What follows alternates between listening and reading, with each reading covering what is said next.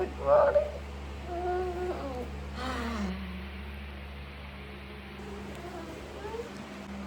സമയം 7:45.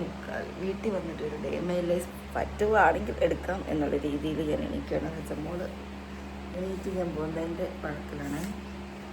ലൈറ്റ് ഇട്ട് ഹസ, അങ്ങനെ ലൈറ്റ് ഇട്ട് ഹസ അങ്ങനെ എണീക്കാൻ വേണ്ടി പോവാണ് ഗൈസ്.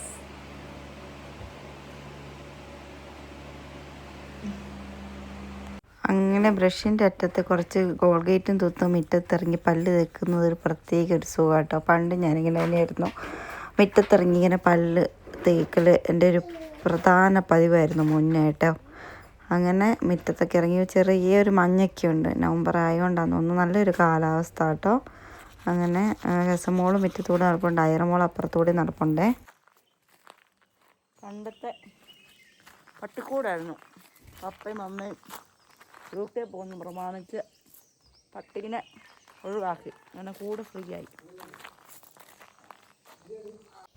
നല്ല നാച്ചുറലായിട്ടുള്ള കിളികളുടെ ശബ്ദമൊക്കെ കേൾക്കുന്നുണ്ട് ഗൈസ്. അതുകൊണ്ട് ചെറിയൊരു മഞ്ഞ് പോലെ കാണുന്നുണ്ട്. സൂര്യൻ പയ്യെ ഉദിച്ച് വരുന്നു. രണ്ടിനെ പിടിച്ചു വരിച്ച് പൊട്ടൊക്കെ തൊട്ടിട്ട് എടുത്തി വെക്കുക. ചേർത്തി അനിയത്തിനെ സംസാരിക്കുന്നതാണേ.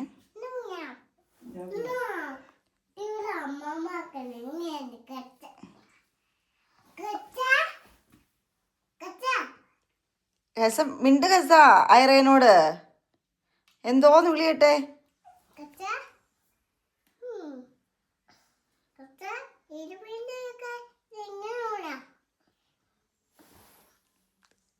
ഹെസയ്ക്ക് ഒരു ഉത്ഭവമാണ് അയറ തൊടാൻ ചെല്ലുമ്പോൾ. ഹെസ പയ്യെ പിരിഞ്ഞു മാറും.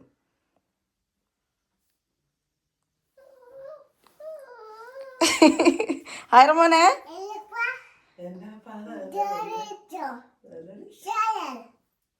എന്തൊക്കെയോ പറയുന്നുണ്ട്. എടി എണീക്കാൻ പറ, എടി ഇങ്ങ് എണീക്കാൻ പറ. ഹെസമോനെ എണീക്ക്. ഹെസ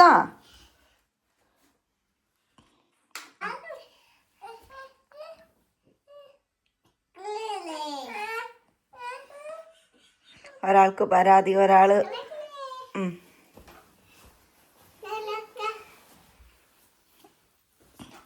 അങ്ങനെ രണ്ടിനെയും കൂടെ രണ്ട് ദ്രോവത്തിലായിട്ട് ഇരുത്തിയിട്ടുണ്ട്. ഐറ TV കാണുവാണോ? ഐറ മോള് ഓടിപ്പാഞ്ഞ് പപ്പേൻ്റെ വണ്ടീൻ്റെ സ്റ്റിയറിങ്ങിൽ കയറി ഇരുന്നിട്ട് ഊഞ്ഞാലാടുക. കൊച്ചു നോക്കുമ്പോൾ പാർക്ക് എവിടെയും കാണുന്നില്ല. അന്ന് ഇത് അഡ്ജസ്റ്റ് ചെയ്യാന്നുള്ള ധാരണയിൽ കൊച്ചൊരു നാട്ടോടാട്ടോ.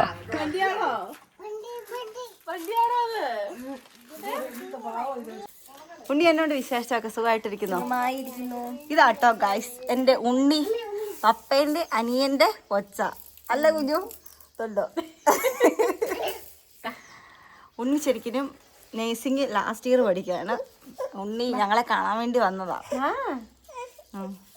അതിൻ്റെ പുറകിൽ കൊച്ചിലാണെങ്കിൽ ഞഞ്ഞ വേണമെന്ന് പറഞ്ഞ് വേഗം പാതള്ളെന്നുള്ള രീതിയിലാണ് കൊച്ചു നിൽക്കുന്നത്. വേറൊരു പുള്ളിക്കാരി കാണുന്നുണ്ടോ? അതുണ്ടോ?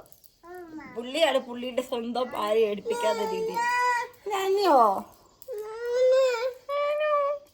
തള്ളേ മതി, ഷൂട്ട് നിർത്തി ഞഞ്ഞ തരാൻ വേണം കൊച്ചു പറയുന്നത്. എന്റെ പൊന്നു കുഞ്ഞ ഞാനെന്ത് ഓർത്തത്?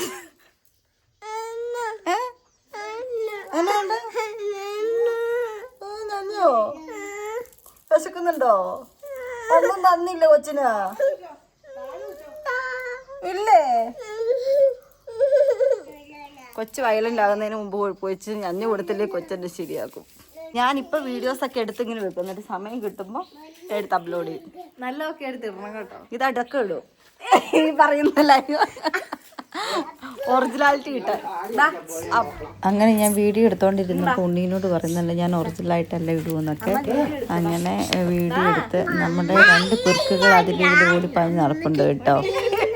അങ്ങനെ ഈ ഓടിപ്പാഞ്ഞ് നടക്കുന്നതിൻ്റെ സമയത്ത് എങ്ങനെയും അറിയാതെ രണ്ടിൻ്റെ വായിലേക്ക് കുറച്ച് ഫുഡ് എത്തിക്കണം എന്ന അടുത്ത ലക്ഷ്യമായിട്ട് രണ്ട് പിറുക്കുകളുടെ പുറകെ ഞാൻ ഓടിപ്പാഞ്ഞ് നടക്കുക കേട്ടോ.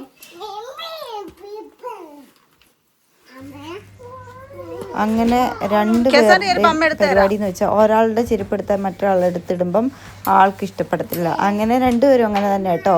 നിങ്ങളുടെ വീട്ടിൽ വന്നിട്ടുണ്ടെങ്കിൽ ഒരാളുടെ കൂടെ ഒരാൾ വേണം, അല്ലെങ്കിൽ രണ്ടുപേരും കൂടെ അടുത്ത് വന്ന പോരുകോഴീനെ പോലെ രണ്ടുപേരും അങ്ങോട്ടും ഇങ്ങോട്ടും പിടിച്ചു കൊണ്ടും പറക്കുകയൊക്കെ ചെയ്യും കേട്ടോ. അങ്ങനെ പരാതിയും പരുവങ്ങളായിട്ട് മുമ്പോട്ട് പോവുകയാണ്. രണ്ട് സാധനങ്ങൾ ഇതെന്തെങ്കിലും കാണിക്കുക എന്നുള്ള രീതിയിൽ എൻ്റെ ഒരു അമ്മയും തുണി വിരിച്ചിടുന്നു. അന്ന് ഈ രണ്ട് പിള്ളേരെ ഒന്ന് കണ്ടിട്ട് പോയിട്ട് വന്നേക്കാന്നുള്ള രീതിയിൽ വന്ന ഒരു ഉണ്ണിയാണ്. കഷ്ടപ്പെട്ട് ബാംഗ്ലൂരിൽ നിന്ന് വണ്ടി എടുത്ത് വന്നതാണ്. വണ്ടി എടുത്തല്ലോ അല്ലേ, വണ്ടി കയറി വന്നതല്ലേ.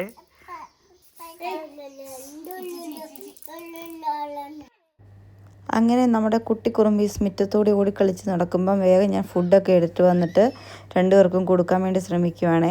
രണ്ട് പേർക്കും കഴിക്കാൻ ഭയങ്കര മടിയാണ്, എസ്പെഷ്യലി പനിയൊക്കെ കഴിഞ്ഞ് നിൽക്കുന്ന സമയമാണ്. അപ്പോൾ ഞാനൊരു ഐഡിയ കാണിച്ചു. ഒരാൾക്ക് കൊടുക്കുമെന്ന് പറയുമ്പോൾ മറ്റൊരാൾ വാ തുറന്ന് കാണിക്കും. ഹെസയ്ക്ക് കൊടുക്കുമെന്ന് പറയുമ്പോൾ അയറ വാ വിളിക്കും, അയറയ്ക്ക് കൊടുക്കുമെന്ന് പറയുമ്പോൾ ഹെസ വാ വിളിക്കും. അങ്ങനെയൊക്കെ രണ്ടു പേർക്കും അങ്ങോട്ടും ഇങ്ങോട്ടും നടത്തി ഫുഡ് കൊടുക്കുക കേട്ടോ. ഞാൻ കണ്ടോ അയറേൻ്റെ അടുത്തേക്ക് പോകുമ്പോൾ ഹെസ പറയാം ഇങ്ങ് തന്നേക്കാൻ. അതിൻ്റെ ഇടയ്ക്ക് മമ്മി നല്ലൊരു വെയിൽ കണ്ടപ്പോഴത്തേക്കും തുണിയൊക്കെ എടുത്ത് വിരിച്ചിടുവാണേ. ഇടയ്ക്ക് മഴ പെയ്യുന്നുണ്ട്, അത് കാരണം തന്നെ ഉണങ്ങാൻ പാടാം. അങ്ങനെ ഒരു ഉച്ച കഴിഞ്ഞപ്പോഴത്തേക്കും ഞാൻ വീട്ടിലേക്ക് പോകാൻ വേണ്ടി റെഡി ആവുകയാണ്. ഈ ചായ വന്നു. അപ്പോൾ പോകുന്നതിന് മുമ്പായിട്ട് കുറച്ച് ഫോട്ടോഷൂട്ടും കാര്യങ്ങളൊക്കെ എടുത്തേക്കാന്ന് വിചാരിക്കുന്നു. അങ്ങനെ ഫോട്ടോഷൂട്ടിനായിട്ട് ഞങ്ങൾ മുമ്പോട്ട് പോയി.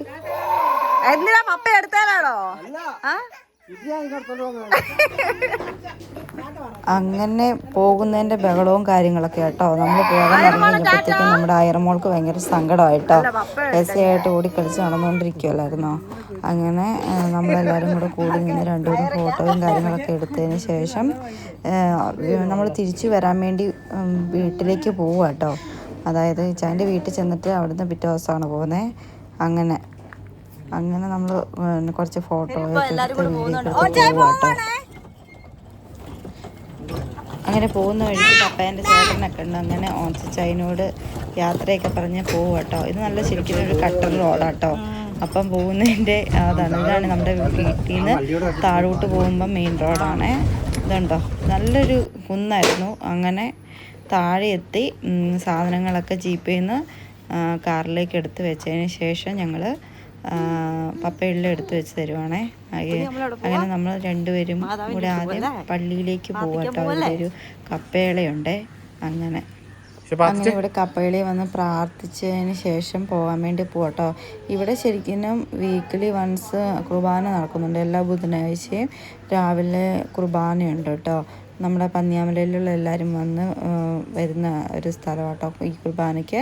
അങ്ങനെ ഇത് നല്ലൊരു ഇവിടെ ഈ ഏരിയ ഒക്കെ കാണുമ്പോൾ ഭയങ്കര ഓർമ്മകളാട്ടോ. പണ്ട് ഈ പള്ളി ഇരുന്നതിൻ്റെ സൈഡിലായിട്ട് ഒരു കടയുണ്ടായിരുന്നു, ഒരു ചായക്കട. നമ്മുടെ ജോയൻ ചേട്ടനും ലൗലി ചേച്ചിയൊക്കെ നടത്തിക്കൊണ്ടിരുന്ന ഒരു ചായക്കടയൊക്കെ ഉണ്ടായിരുന്നു. ഇവിടെ വന്ന് ചായക്കടയിൽ നിന്ന് സാധനങ്ങളൊക്കെ മേടിച്ചിട്ട് വീട്ടിലേക്ക് കയറി പോകുന്നത്. പിന്നെ അങ്ങനെ നേർച്ചയൊക്കെ ഇട്ടു. പിന്നെ ഈ ഏരിയയുടെ പ്രത്യേകത എന്ന് പറഞ്ഞിട്ടുണ്ടെങ്കിൽ നമ്മുടെ ഈ ചുറ്റുമുള്ള നമ്മുടെ നാട്ടിലെല്ലാവരുമായിട്ട് നല്ല പരിചയം കേട്ടോ. അങ്ങനെ നമ്മൾ തിരിച്ച് വീട്ടിലേക്ക് പോകുന്ന വഴിയാണ്.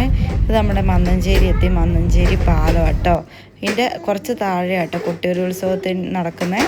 അങ്ങനെ വീട്ടിലേക്ക് പോയോ ഗൈസ്. Bye bye.